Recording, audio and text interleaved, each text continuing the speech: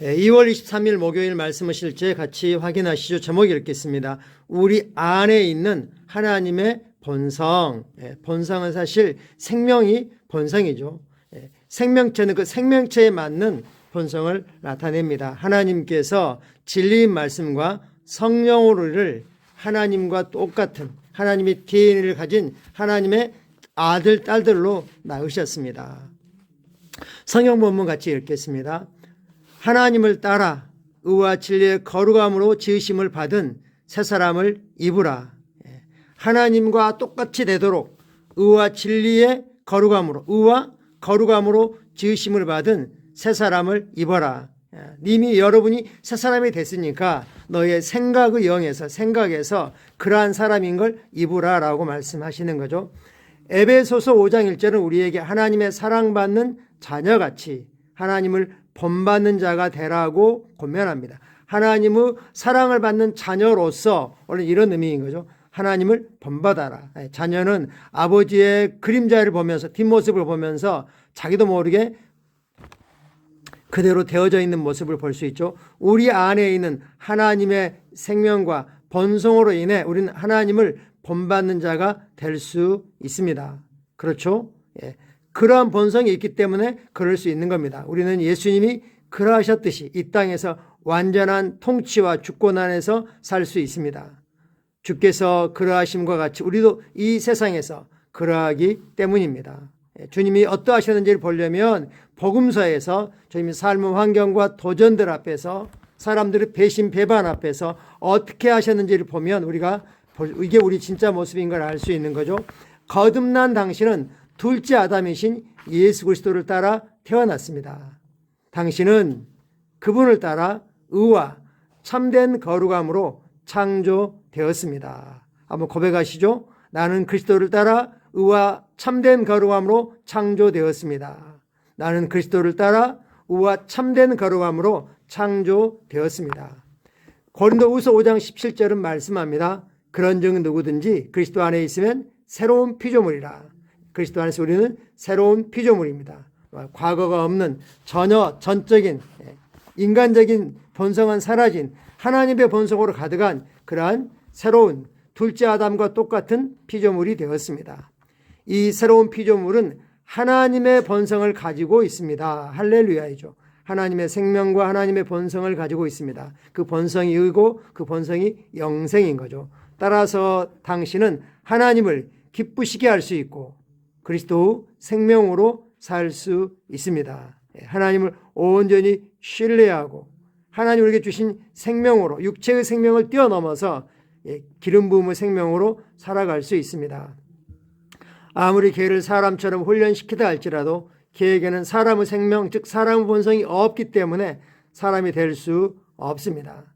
사람이 되기 위해서는 사람으로 태어나야 합니다. 우리는 하나님의 생명과 본성을 가지고 태어났기 때문에 우리는 하나님과 같고 하늘에 계신 우리 아버지를 따라 살 수 있습니다. 그렇기 때문에 우리는 예수님께서 하신 일들을 똑같이 할 수 있는 겁니다. 라도나 목사님은 그렇게 표현했죠. 우리가 속량받은 자로서 속량받은 삶을 살아갈 수 있다는 거죠. 우리는 속량받았고 속량받은 삶을 오늘도 살아냅니다. 요한복음 14장 12절에서 예수님께서는 이렇게 말씀하셨습니다. 내가 진실로 진실로 너에게 이르노니 나를 믿는 자는 내가 하는 일을 그도 할 것이요 또한 그보다 큰 것도 하리니. 할렐루야. 우리는 이 말씀이 익숙합니다. 주님이 이 땅에서 하셨던 그 일을 예수를 믿는 누구든지 할 것이고 또한 그보다 더 큰 일도 할 것을 주님께서 우리에게 기대하고 요구하고 계십니다. 주님이 이 땅에서 어떻게 그 일을 하셨습니까? 성령을 통하여 성령님과 함께 성령님에 의하여 아버지가 하신 일을 그대로 보고 그 일을 행하셨습니다. 주님도 이제 우리에게 동일하신 성령님을 예수를 죽은 자로 살리신 그 성령님을 우리 안에 영원히 사시게 하셔서 더 위대한 일을 함으로 왕국을 확장하고 잃어버린 영혼들을 아버지께로 이겨오게 하고 계십니다. 당신은 예수님처럼 아픈 자를 치유하고 죽은 자를 일으키고 나병한 자를 깨끗하게 하고 귀신을 쫓아낼 수 있습니다. 예수님은 당신에게 예수 이름 안에 있는 권세를 주셨습니다. 아들로서 합당하게, 합법적으로, 떳떳하고 자유롭게 예수 이름을 사용할 수 있는 권세를 주셨습니다. 어떤 사람들은 예수 이름을 두려움으로, 무서워서 사용합니다. 어둠에게 떠나라고 하는데 사실 권세가 아니라 두려움 때문에. 우리는 그렇지 않습니다. 더 나아가 우리는 사랑의 삶 가운데 그분을 본받을 수 있습니다. 에베소 5장 2절은 이어서 말씀합니다. 그리스도께서 너희를 사랑하신 것 같이 너희도 사랑 가운데서 행하라. 그는 우리를 위하여 자신을 버리사 향기로운 제물과 희생제물로 하나님께 드리셨느니라. 할렐루야. 그리스도께서 우리를 어떻게 사랑하셨습니까? 그러한 사랑으로 너희도 사랑 가운데 행하라라고 말씀합니다. 이것이 하나님의 본성이라는 것입니다. 당신 안에 있는 하나님의 본성은 당신의 세상에 있는 사람들이 사랑받을 자격이 있든지 없든지 그들에게 사랑을 표현할 수 있게 합니다. 할렐루야.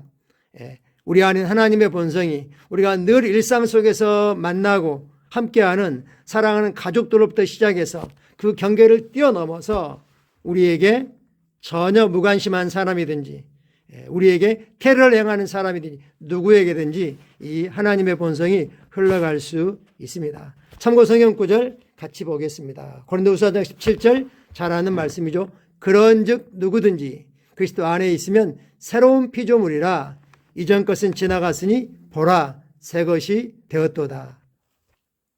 에베소 5장 1절 NIV 버전으로 확인해 보라고 했습니다. 그러므로 극진히 사랑받는 자녀처럼 또는 극진히 사랑받는 자녀로서 하나님의 본을 따르라. 명령으로 말씀합니다. 하나님의 본을 따르라. 예수님이 하나님을 그대로 나타내셨습니다. 하나님의 본을 따르는 것은 예수님이 어떠하셨는지를 보고 그게 바로 나의 모습으로 인식하고 그렇게 생각하고 말하고 행하는 것입니다. 요한일서 5장 17절 본문 중에 설명하고 있죠. 이로써 사랑이 우리에게 온전히 이루어진 것은 우리로 심판날에 담대함을 가지게 하려 함이니 주께서 그러하심과 같이 우리도 이 세상에서 그러하니라. 할렐루야. 주님이 그러하신 것처럼 지금 우리는 이 세상에서 그러합니다. 장차 언젠가 영원한 하나님의 왕국에 가서는 완전히 주님처럼 온전한 영광으로 영광스럽겠지만 지금도 우리가 그러한 삶을 살아낼 수 있도록 하나님의 생명과 본성을 주셨고 예수 이름을 주셨고 동일하신 성령님이 우리 안에 지금도 살아 계십니다. 고백같이 하겠습니다. 나의 신성한 본성은 내가 하늘에 계신 아버지처럼 살고 사랑하고 말할 수 있게 합니다. 예수님의 아름다움과 긍휼은 나를 통해 보여지고 나타납니다. 주께서 그러하심과 같이 나도 이 세상에서 그러하기 때문입니다. 아멘. 감사합니다. 오늘도 주님의 은혜가 넘치도록 풍성하게 기름 부음과 함께 지혜를 붓고 계십니다. 감사하고 사랑합니다.